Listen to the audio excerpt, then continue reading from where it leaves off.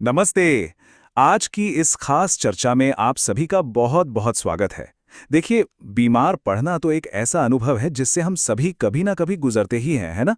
लेकिन क्या आपने कभी सोचा है कि जब हम बीमार होते हैं तो इसके बारे में बात कैसे करते हैं?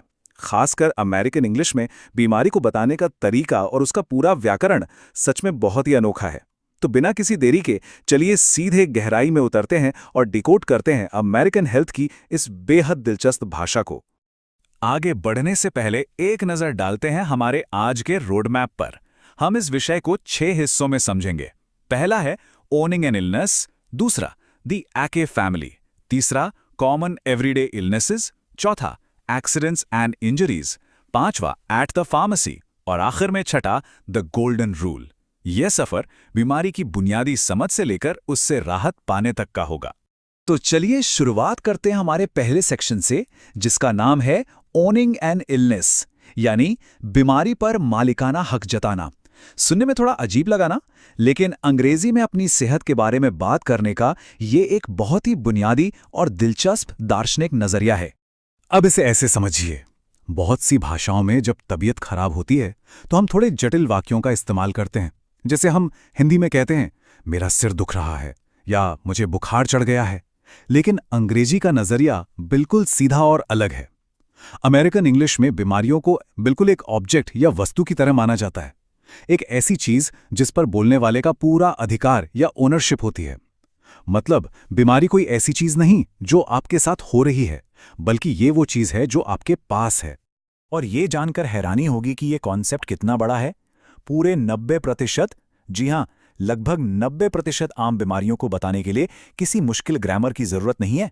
बस एक जादुई वर्ब फ्रेज याद रखना है, और वो है आई हैव, यानी मेरे पास है। बात खत्म। बस इस एक फ्रेज से ये मान लिया जाता है कि ये बीमारी एक संपत्ति है। आगे बढ़ते हैं हमारे दूसरे सेक्शन की तरफ, दी एक फैमिली। यहां हम देखेंगे कि कैसे अंग्रेजी बोलने वाले लोग बच्चों के लेगो टॉयज की तरह शब्दों को जोड़कर एक खास दर्द का नाम बना लेते हैं। ये सच में एक बहुत ही लॉजिकल और मजेदार फॉर्मूला है। बस शरीर के किसी अंग यानी बॉडी पार्ट का नाम लीजिए और उसके आखिर में ऐक ऐक जोड़ दीजिए। उदाहरण के लिए हेड और ऐक बन गया हेड एक, बैक और ऐक को मिलाया तो हो गया बैक एक। बिल्कुल इसी तरह स्टमक एक और टूथ एक, है ना कमाल? बस दो अलग अलग हिस्सों को जोड़ा और एक नया शब्द तैयार, एकदम लेगो ब्लॉक्स की तरह। और इसके आगे अपना वही जादुई फ्रेज आई हैव लगा दिया जाए तो बात पूरी हो जाती है। अब जरा इसके प्रैक्टिकल इस्तेमाल पर आते हैं। हमारा तीसरा सेक्शन है कॉमन एवरीडे इलनेसेस। रोजमर्रा की जिंदगी में होने वाली आम बीमारियां, जैसे सर्दी जुकाम या गले की खराश, उन्हें अंग्रेजी में कैसे एक्सप्रेस किया जाता है, आइए देखते हैं। इन आम बीमारियों की लिस्ट पर गौर कीजिए। इन सभी में उसी आई हैव वाले स्ट्रक्चर का इस्तेमाल किया गया है। आई हैव अ कोल्ड मतलब सर्दी हो गई है, आई हैव द फ्लू यानी फ्लू हो गया है, या फिर आई हैव अ कफ यानी खांसी आ रही है। एक और दिलचस्प फ्रेज है I have a sore throat. यहां सॉर का मतलब है किसी हिस्से में दर्द होना या उसका छिल जाना, और रनी नोज तो बिल्कुल वैसा ही है जैसा नाम से लग रहा है, नाक का बहना। ये सारी की सारी आम बीमारियां उसी आई हैव वाले छाते के नीचे आ जाती हैं। अब इस तुलना को देखिए, आई हैव अ फीवर बनाम आई हैव अ टेम्परेचर। इन दोनों ही वाक्यों का मतलब बिल्कुल एक है कि शरीर का तापमान नॉर्मल से ज्यादा है। लेकिन सबसे अहम बात यह है कि अमेरिकन इंग्लिश में फीवर शब्द का इस्तेमाल कहीं ज्यादा आम है। अगर बिल्कुल एक नेचुरल अमेरिकी लहजे में बात की जाए तो आई हैव अ फीवर कहना ज्यादा सटीक लगता है। चलिए अब रुख करते हैं हमारे चौथे सेक्शन का, एक्सीडेंट्स एंड इंजरीज। देखिए, जब बात किसी आम बीमारी की ना होकर अचानक हुई किसी दुर्घटना की होती है तो व्याकरण के नियम थोड़े बदल जाते हैं। जहां बीमारियों को आई हैव कहकर एक संपत्ति की तरह बताया जाता है, वहीं चोट या इंजरी के मामले में सीधे तौर पर एक्शन वर्ब या क्रिया का इस्तेमाल होता है। यह नहीं कहा जाता कि एक कट है, बल्कि सीधा एक्शन बताया जाता है, आई कट माई फिंगर, यानी उंगली कट गई है। इसी तरह आई ट्विस्टेड माई एंकल या आई स्प्रेन्ड माई एंकल या फिर आई बर्न्ट माई हैंड। यहां बीमारी होने पर जोर नहीं है, बल्कि सीधा उस एक्शन पर जोर है जिससे चोट लगी। लेकिन मान लीजिए किसी दुर्घटना के बाद ये बताना हो कि शरीर के किसी एक खास हिस्से में दर्द हो रहा है, तो उसके लिए एक बेहतरीन वैकल्पिक स्ट्रक्चर मौजूद है। ये कहा जा सकता है I have a pain in और उसके बाद शरीर के उस अंग का नाम, जैसे आई have a pain in my leg या माई आर्म। तकलीफ की सही जगह बताने के लिए यह सबसे सटीक तरीका है। अब जब डॉक्टर से बात हो गई तो हमारा 5वां सेक्शन हमें ले चलता है सीधे pharmacy, at the pharmacy. America में इसे अक्सर ड्रग स्टोर भी कहा जाता है, जहां से राहत का सारा सामान मिलता है। फार्मेसी में जाने पर कुछ खास शब्दों का जानना बहुत जरूरी है। इसे एक तरह से एक प्रैक्टिकल शॉपिंग लिस्ट मान लीजिए।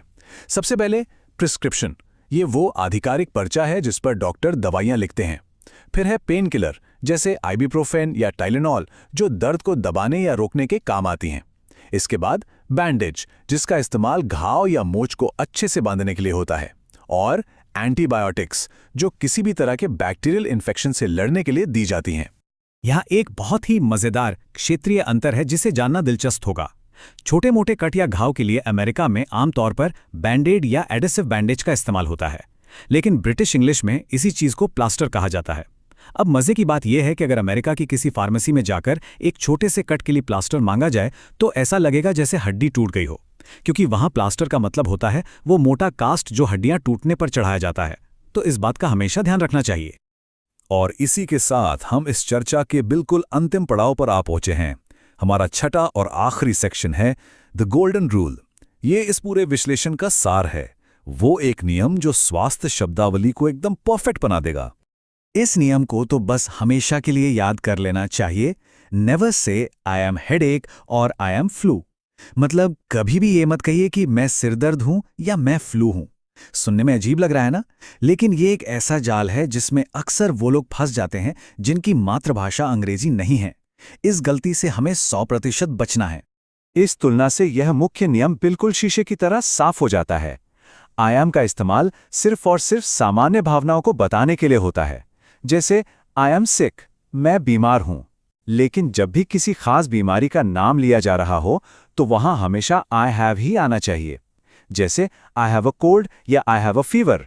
हमेशा याद रखिए, अमेरिकन इंग्लिश में बीमारियां मालिकाना संपत्ति होती हैं, व्यक्ति खुद वो बीमारी नहीं होता। तो इस पूरी चर्चा को खत्म करते हुए एक बहुत ही गहरे और दिलचस्प सवाल पर आकर रुकते हैं। अगर कोई भाषा इस बात को तय करती है कि हम बीमारी को किस नजरिए से देखते हैं, जैसे कि उसे एक वस्तु या ऑब्जेक्ट मान लेना, तो अंग्रेजी भाषा में हमारी वास्तविकता के ऐसे कौन से और हिस्से हैं जिन पर इस तरह मालिकाना हक जताया जाता है? जरा सोचिए। ये हमें इस बात पर विचार करने को मजबूर करता है कि हमारे बोले गए शब्द हमारी दुनिया को कैसे आकार देते हैं। इस दिलचस्प विश्लेषण में साथ जुड़ने के लिए बहुत बहुत धन्यवाद। ऐसे ही नई चीजें सीखते रहिए और सबसे जरूरी, स्वस्थ रहिए। दखन का लय धन्यवाद। स्लोविंगो का सत सखन जर रख।